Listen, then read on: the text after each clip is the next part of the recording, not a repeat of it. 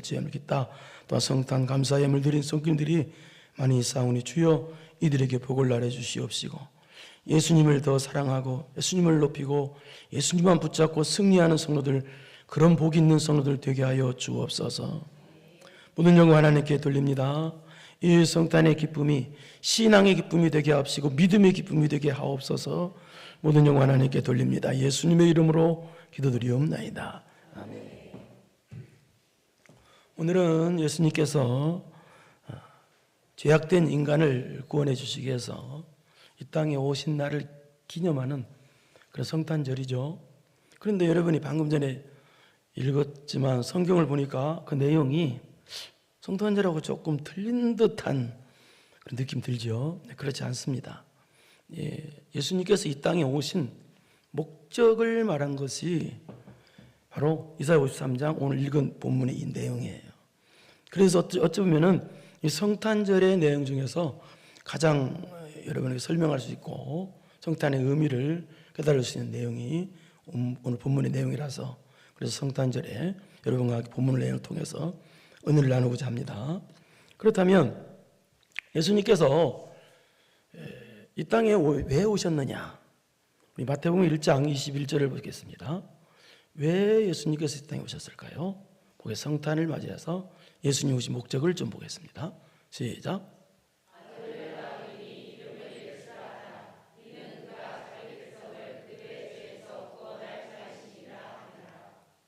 동서고금을 막론하고 아들을 낳으면 아버지가 이름을 지어주죠. 근데 여기서는 하나님께서 요셉에게 말씀하십니다. 아들을 낳으면 이름을 예수라라고 하나님 이름을 지어주셔요. 하나님이. 이 말은 요셉아, 네가 네 아들 아니다. 하나님이 내 아들이다. 이 말은 어려운 말로 예수님은 하나님이시다 그런 의미가 있어요. 근데 이름이, 하나님이 지어주신 이름이 예수예요. 예수라는 말은 히브리어로 여호수아예요. 여호수아를 헬라어로 바꾼 것이 예수란 말이에요. 근데 뜻이 뭐예요? 하나님께서 자기 백성을 구원할 자입니다. 여호와는 구원이시다. 그게 예수란 뜻이에요.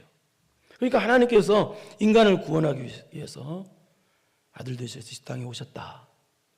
그런데 왜 오셨느냐?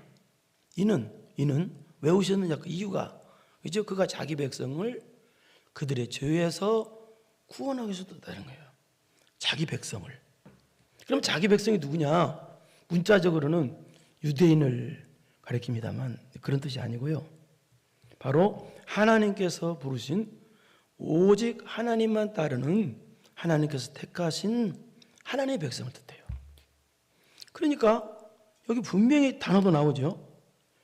아무나 구원해 주시고 온 것이 아니라 하나님이 택하시고 오직 하나님만 믿고 따르는 하나님의 백성, 그 자기 백성을 그들의 죄에서 구원하기 위해서 오셨다는 뜻이에요. 그런 뜻이에요. 우리 1장 23절을 보겠습니다. 또 이름이 또 나와요. 시작.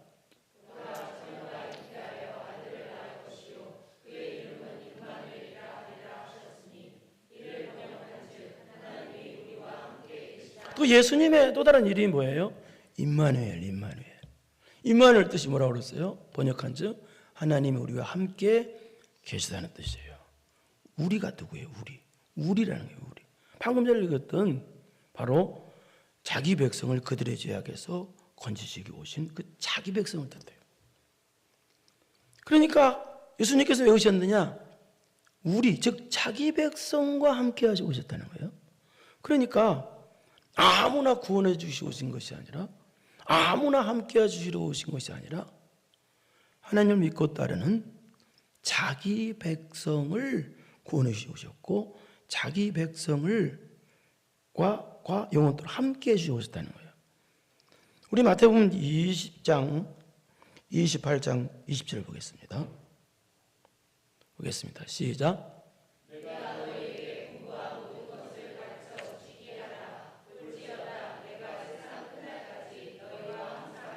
이것은 예수님께서 십자가 지시고 부활하신 다음에 승천하시기 전에 제자들에게 하신 말씀입니다. 그런데 예수님께서 뭐라고 그래요? 너희와 항상 함께 너희와. 여기 너희가 누구예요? 가깝게는 제자들을 가리켜요. 그 다음에 누구예요? 내가 너에게 분부한 모든 것을 가르쳐 지키는 사람이 너예요. 그러니까 이게 누구예요? 바로 자기 백성들도 자기 백성들. 예수님을 온전히 믿고 따르는 자기 백성들과 영원히 함께 하시기 위해서 오셨고 영원히 함께 하신다는 거예요. 그러니까 좀 어려운 말로요. 예수님께서 자기 백성을 구원하러 오셨죠. 자기 백성. 그러니까 예수님께서 오신 목적이 좀 어려운 말로 자기 백성과 자기 백성이 아닌 자를 구분하기 위해서 오셨다는 그런 의미가 있어요. 그래서 저는 오늘 이 성탄절을 맞이해서 예수님께서 조림하시기 전에 약 700년 전에 이사야 선지자의 예언을 통해서 예수님께서 자기 백성을 구원하러 오신 예수님에 관한 예언의 말씀을 오늘 본문을 통해서 그렇다면 하나님의 자기 백성들은 어떤 모습이 있는가를 알아보려고 합니다. 자기 백성. 우리는 자기 백성이란 말이죠. 하나님의 자기 백성을 구원하기 위해서 예수님이 오셨다는 말이죠. 그걸 말씀한 거예요. 그렇다면 우리는 하나님의 다 자기 백성인데요. 자기 백성은 그렇다면 어떤 모습이 있는가를 알아보려고 합니다. 첫째, 자기 백성은 따라서 합시다. 자기를 부인하는 사람이다. 나를 부인한다. 나를 부정하는 사람이에요. 그런데 여러분 세상에서는요. 나를 부인한다. 나를 부정한다는 말 자체가 없습니다. 없기 때문에 세상에서는 나를 부인한다는 말 자체도 몰라요. 그렇기 때문에 텔레비전 같은 데 보면은요. 자존감이란 말을 참 많이 써요. 자존감. 그래서 나의 자존감을 건들면 난리가 나요. 내 자존감. 그러나 여러분 예수님 만나면 어때요? 자존감이고 뭐고 있어요 없어요? 다 던져버렸잖아요. 이 부정한다는 말을 다른 말로 바꿔보면요. 이런 의미가 있어요. 걸레 같은 사람. 예수님에서 걸레. 그게 누구예요? 바울 사도예요. 여러분 걸레는 어떤 존재예요? 집에서 가장 더러운 걸 가장 밑바닥에서 다 모든 굳은 것을 다 맡아하는 사람을 걸레 같은 사람이라고 그래요. 자기를 부정한다는 말이 무슨 말이냐? 예수님 외에 걸레 같은 존재. 교회 굳은 일은 내가 다 해. 내가 없으니까. 여러분 집에서 명품 같은 사람, 명품 가방 같은 사람이 있고요. 걸레 같은 사람이 있어요. 명품 가방 같은 사람이 있으면요. 어때요? 가정이 평안할 수가 없는 거예요. 누군가 가정에서 걸레 같은 희생하는 사람이 한 사람이 있어야 가정의 쓰레기도 다 자기가 치우고 가정의 아픔도 자기가 물어안고 그럼 걸레가 한번 지나가면 그거 더러운 것이 깨끗해지잖아요. 이게 자기를 부정했다라는 그런 의미의 말이에요. 그렇다면 자기를 부정하지 않는 사람은 하나님의 자기 백성이 아니란 말이에요. 하나님의 자기 백성의 모습은 첫째, 자기를 부정하는 모습이란 말이죠.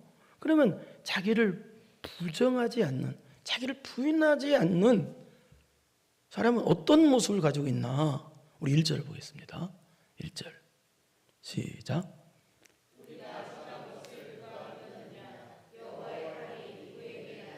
자, 이 말은 이런 뜻입니다. 이 말은 이사야 선지자나 하나님의 사람들이 예수님에 대해서 막 전해줬다는 거예요. 전해줬는데도 안 믿었다는 거예요, 사람들이. 왜 안 믿었느냐? 여기 이런 뜻입니다. 왜 안 믿었느냐? 메시아 구세주라면 이단 교주처럼 얼굴도 잘생기고 인물도 잘나고 말도 잘하고 세상 권세도 엄청 있는 것 같고 그래야 믿지. 무슨 구원 잘하는 사람이 무슨 뭐 저렇게 생겼어? 그래서 안 믿었다는 거예요. 그 뜻이에요. 2절이 똑같은 말이에요. 2절 보겠습니다. 시작.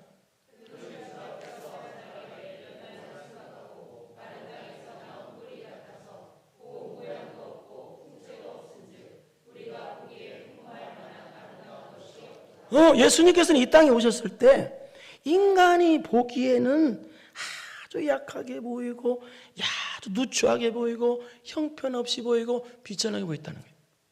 예수님은요, 탄생하실 때부터 비천한 곳에서 탄생하셨어요. 여러분, 예수님 사진이라고 그래서 사람들이 그려놨죠. 그건 예수님 사진 아니에요. 그냥 상상해서 아마 그럴 것이다 라고 그런 것이죠. 여기 봐봐요. 전혀 틀리죠. 2절. 그러니까 예수님께서 오실 때는 하나님께서 원하시는 모습으로 오셨지 인간이 원하는 모습으로 안 오셨다는 뜻이에요. 3절도 마찬가지죠. 3절도 봐요. 3절 시작. 그는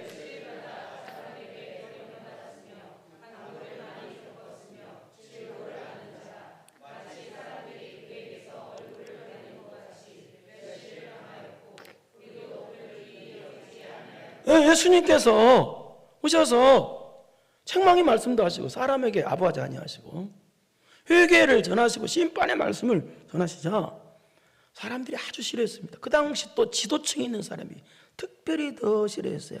자, 1절, 2절, 3절 이게 무슨 뜻이에요? 지금까지 이 하나님의 자기 백성이 아닌 사람들은 특징이, 우리는 자기 백성이잖아요. 자기 백성이 아닌 사람 특징은 예수님의 육적인 모습만 본다는 뜻이에요. 육적인 모습만 보니까 예수님이 싫은 거야. 여러분도 인상이 안 좋은 사람 보면 좀 싫을 때가 있잖아요. 육적인 모습만 보고 예수님 싫고 육적인 모습만 보고 예수님이 안 믿어지고 그래서 안 따랐다는 거.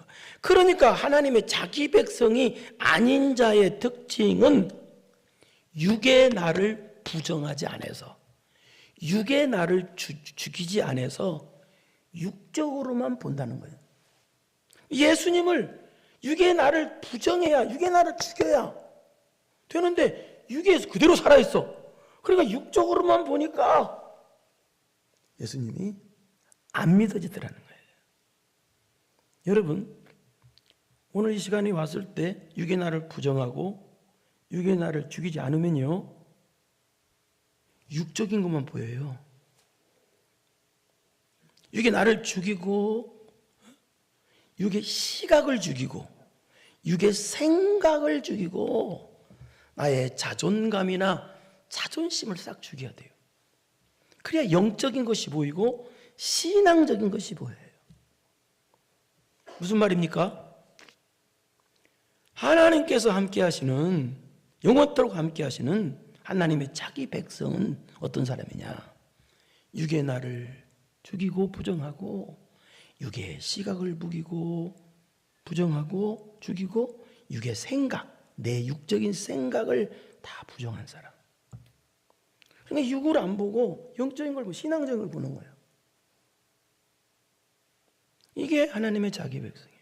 그러니까 하나님의 자기 백성은 육의 나를 부정하고 부인하고 육의 시각을, 육의 생각을, 자존감이나 그런 거 다 부정하고, 그래 예수님의 육적인 모습이 안 보이고 예수님의 믿음으로 예수님을 봐서 예수님을 따를 수 있다. 그러니까 이 말은 믿음의 출발은 나를 죽이는 데부터 출발한다.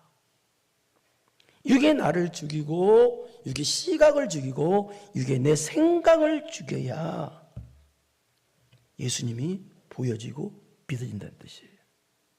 그래서 여러분이 육의 생각, 육의 시각을 안 죽이고 여기 나와 있으면요, 사람만 보여요.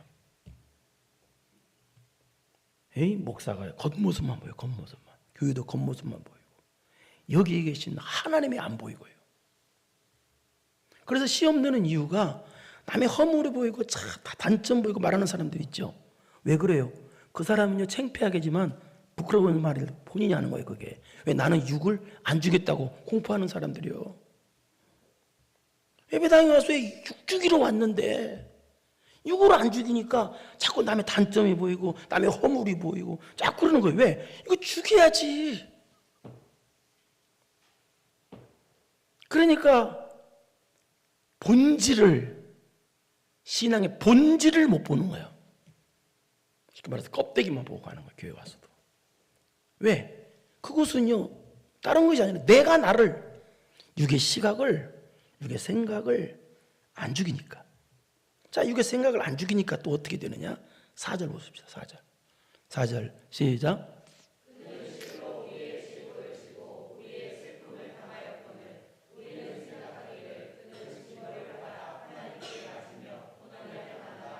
자, 이게 무슨 말이냐?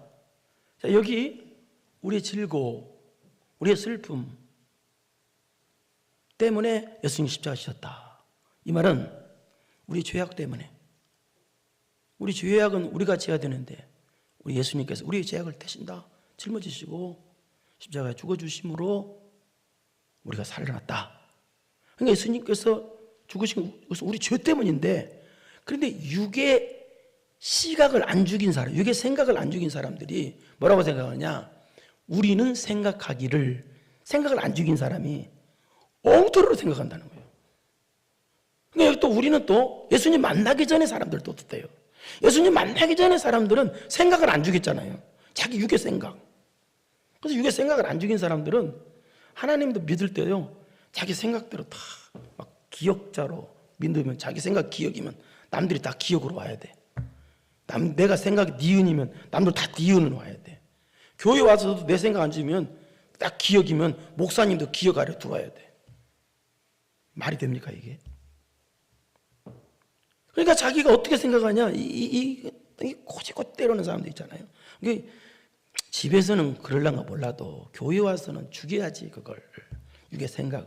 안 죽이니까 뭐라고 말하냐면, 예수님은 우리 죄 때문에 돌아가시는데 뭐라고 하냐면 이렇게 말한다는 거예요. 그는 예수님이에요. 잘못된 사람이 징벌을 받아 하나님께 맞으며 고난을 당한다 해노라. 이게 무슨 얘기예요? 예수님은 죄져가지고 저렇게 하나님께 배 맞아가지고 저렇게 십자가 지는 거야 라고 그렇게 엉터리 생각을 했다는 거예요. 엉터리. 기가 막히죠? 예?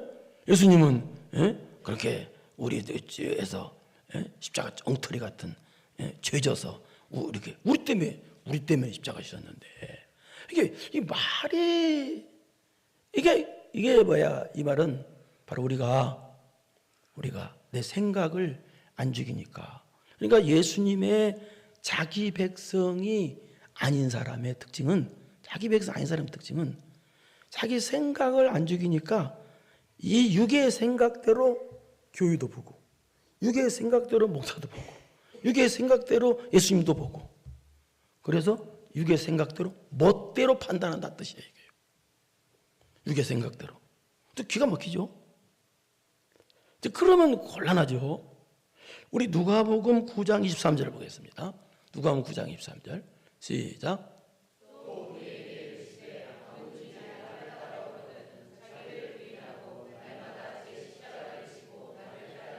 예, 여기 뭐라고 그랬어요? 우리에게는 나를 따르고 신앙 출발점이 뭐예요? 자기 부인부터 하래요. 자기 부인부터. 나를 죽이는 것부터. 이게 신앙의 출발이라는 거예요. 여기 자기를 부인하고는 또 무슨 뜻이냐? 이 뜻입니다. 내 시각을 죽이고 생각을 죽이고 나 육의 나를 죽여서, 그래서 내가 나를 이끄는 사람이 아니라 하나님이 나의 주인이 되어서 하나님이 나를 이끄는 사람. 그 뜻이에요. 이게. 여러분, 신앙생활을 내 육이 시키는 대로 하는 사람이 있어요. 내가 내 마음대로 하는 사람. 신앙은 그렇게 하는 게 아니거든요. 예수님을 따라간다는 것이 그리스도인이라는 뜻이거든요.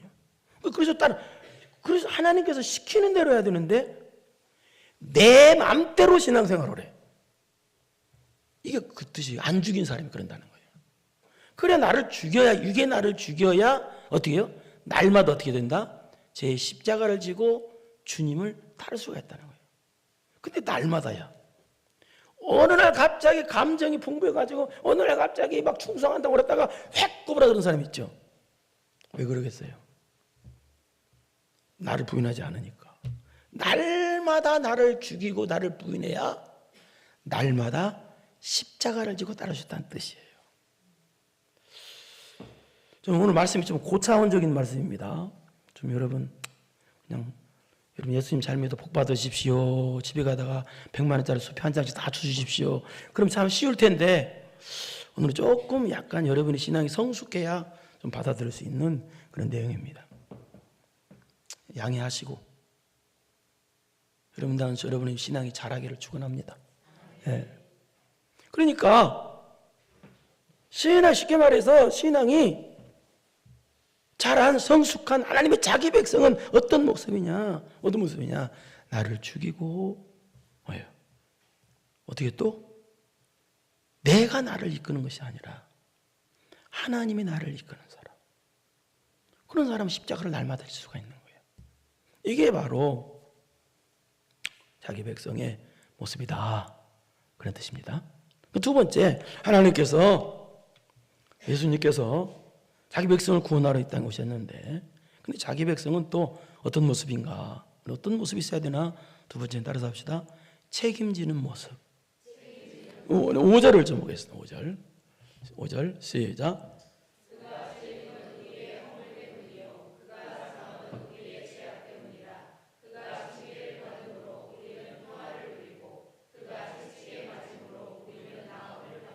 예, 그가 찔림은, 이 말의 찔림은 뭐예요? 예수님께 십자가 지시고 가시며 혈관을 지시고 물과피를 쏟으셨죠. 그 찔림 왜 찔렸냐? 우리 허물 때문이라는 거예요. 그가 상함은 우리의 죄악 때문이다. 근데 여기서 5절에서는 우리라는 말이 많이 나오죠. 우리의 허물, 우리의 죄악, 우리는 평화를 누리고 우리는 나음을 받았도다. 우리라는 말이 나와요. 예수님께서 십자가에서 찔림은 우리 허물 때문이고, 예수님이 상하심은 우리 죄악 때문이다. 다 우리 때문이라는 거예요. 근데 여기 찔리다, 허물, 여기 상하다, 이 말은 무슨 말이냐? 격렬한 고통 가운데 죽임을 당하셨다는 뜻이에요. 그러니까 우리가 죽어야 되는데 우리 죄 때문에 예수님께서는 아니다. 내가 대신 죽어줄게 하고 예수님께서 격렬한 고통 가운데 죽으셨다. 그래서 우리가 구원받게 됐고 이렇게 살게 되었다. 그런 뜻입니다. 그리고 또 반대의 뜻이 있어요. 정반대의 뜻. 무슨 일? 그런데 그러기 때문에 반대로 우리가 기뻐할 수가 있다. 그런 의미가 또 있어요. 이 5절 속에서는요. 예? 나음 평화 이 속에서는요. 그러니까 이 말은 또 반대로 우리가 성탄절이 왜 기쁘고 기쁘냐? 우리를 구원할 구주가 오셨기 때문에 기쁘다. 예수님께서 우리 죄를 대신 짊어지시고 십자가에 달려 죽으셨기 때문에 우리가 죄 문제가 해결되고 사망의 문제가 해결됐다. 그래서 예수님께서 오신 이 성탄절이 그렇게 기쁜 것이다 라는 그런 뜻이에요. 여러분 찬송 아까 했죠? 기쁘다 구주 오셨네. 왜 기뻐요? 이제 설교 들었으니까 알 거예요. 왜 기뻐요? 구주가 오셨기 때문에 기쁜 거예요. 구주. 여자랑 한번 말해봅시다. 노래 불러도 모르냐고. 구주. 성탄절이 왜 기뻐요? 구주가 오셨기 때문에 기쁜 거예요. 구주. 우리를 구원할 구주. 예수님께서 날 위해 대신 십자가에 달려 죽으시고 우리를 사망에서 구원해 주시고 죄에서 구원해 주실 그 구주가 오셨기 때문에 성탄절에 기쁘다. 이게 그 말이에요 또. 그래서 여러분 성탄절에 기뻐하는 사람도 많죠. 근데 성탄절에 예수님 때문에 안 기뻐하는 사람은요, 성탄절에 기쁨 딱 한 가지요. 예수님 때문에 기뻐하는 거예요. 날 구주 때문에. 구주 예수 그리스도 때문에. 그러니까 성탄절에 다른 것 때문에 기뻐한다. 무슨 성탄 다른 것 때문에 그거 좀 문제가 있는 사람. 성탄의 기쁨은 오지 구주 때문에 기뻐요. 구주. 이게 그 말이에요. 네? 그래서 이 성탄절에 구주 때문에 안 기뻐하면 좀 문제가 있죠. 그래요. 그 말이에요. 이게. 그가 징계를 받음으로 우리는 평화를 누렸기 때문에 성탄절이 기쁘다. 하나님과 우리 사이에 원수도 있었는데 예수님께서 십자가 지심으로 죄의 담을 헐어버렸어요. 그래서 누구든지 예수님의 십자가만 의지하고 하나님께 나갈 수 있기 때문에 하나님과 영원토록 평화를 누리기 때문에 성탄이 기쁜 것이다. 또 그가 예수님께서 채찍에 맞음으로 우리는 나음을 받았다. 예수님께 채찍을 받음으로 우리 심령이 치료받고 우리 신앙의 잘못도 치료받아. 여러분 세상에서요 마음을 치료해 주는 건 없습니다. 나를 변화시키는 건 없습니다. 오직 예수님만이 여러분의 심령을 치료해 주십니다. 그래서 예수님만이 여러분에게 평강을 주시고요, 예수님만이 여러분에게 나음을 주시는 거예요. 그러게 하셨다. 그런 뜻입니다. 그래서 성탄이 기쁜 것이다. 6절 보겠습니다. 6절 시작. 6절 시작.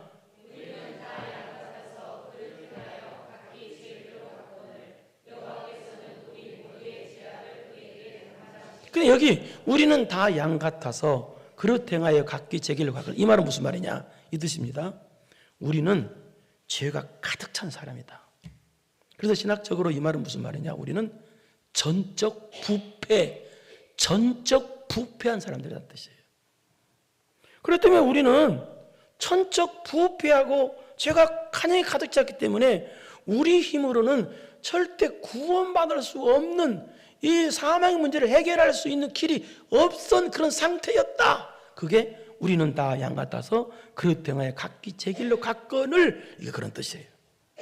그런데 우리는 이렇게 죄가 있어서 이제 사망을 영원토록 죽을 수밖에 없는데, 그런데 여호와께서는 우리 모두의 죄악을 그에게 담당시키셨도다. 우리가 죄 때문에 우리가 죽어야 되는데 우리 죄를 하나님께서 예수님께 다 책임지도록 예수님께 다 넘겨버렸다는 거예요. 그러니까 우리가 지은 죄이기 때문에 우리가 죄에 대한 책임을 져야 되는데, 하나님께서는 여러분의 죄에 대한 책임을, 그래 알았다, 이놈들아 너희들 죄 졌으니까 니들 다 책임져, 그러지 아니하시고 예수님께 몽땅 다 책임을 전가시켰다는 거예요. 예수님이 책임을, 여러분의 뒤에 대한 책임을 다 짊어지시고 죽어주심으로 우리가 살아나게 되었다. 그러니까 이게 무슨 말이에요? 이 모습 속에서 우리는 예수님을 전적으로 따르는 하나님의 자기 백성이잖아요. 그러므로 예수님의 자기 백성이기 때문에 우리는 예수님처럼 우리도 책임지는 모습이 있어야 된다. 그런 뜻입니다. 구약에서 보면은요, 성경에서 또는 보면은요, 선지자들이나 많은 하나님의 사람 특징은요, 백성들이 죄를 짓잖아요. 그럼 마치 자기가 지은 죄처럼 백성들의 죄를 자기가 떠안고 자기가 걸머지고 하나님 앞에 회개하고 부르짖습니다. 그게 모세가 그랬고요, 이사야, 에레미야, 느헤미야, 대부분 선지자들이 다 그랬어요. 백성들이 지은 죄를 내가 끌어안고 내가 책임지고 하나님께 회개를 해. 무슨 말입니까? 하나님의 자기 백성들은요, 어떤 모습이냐? 다른 사람의 아픔을, 다른 사람의 슬픔을, 다른 사람의 걱정을 내가 끌어안고 내가 책임지는 모습이 있는 사람이란 뜻이에요. 그러나 여러분, 근데 다른 걸 책임진다는 굉장히 무거운 일이죠. 제가 옛날 전도사 때 우리 누님이 어떻게 돼가지고 우리 늙으신 어머니하고 할어머니하고 조카들 둘을 제가 또 키우게 됐습니다.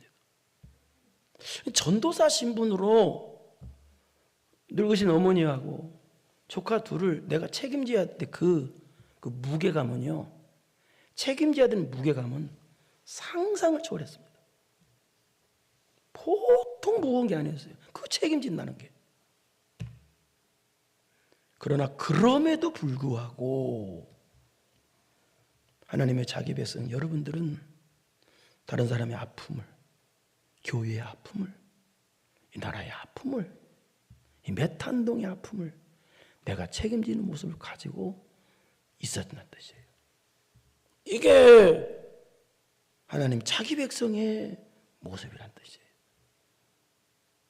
남 탓만 하지 말고, 남에게 떠넘기려고만 하지 말고, 여러분의 가정의 문제나 또 주변의 문제나 주변 사람의 아픔의 문제를, 슬픔의 문제를, 다른 사람의 실수까지라도 내가 책임지는 모습,